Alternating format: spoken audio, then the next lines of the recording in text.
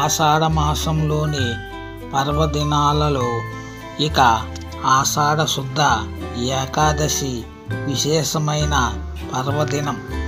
దీనిని తొలి ఏకాదశి అని, శయనైకాదశి అని కూడా అంటారు.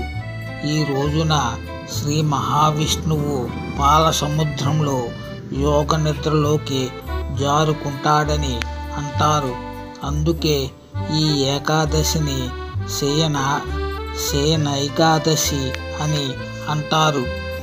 ఈ రోజు నుంచి పీఠాధిపతులు, మఠాధిపతులు, గురువులు, సాధువులు చాతుర్మాస వ్రత దీక్షను ప్రారంభిస్తారు. 4 నెలల పాటు సాగే ఈ చాతుర్మాస దీక్ష తిరిగి కార్తీక శుద్ధ ఏకాదశి రోజు ముగుస్తుంది.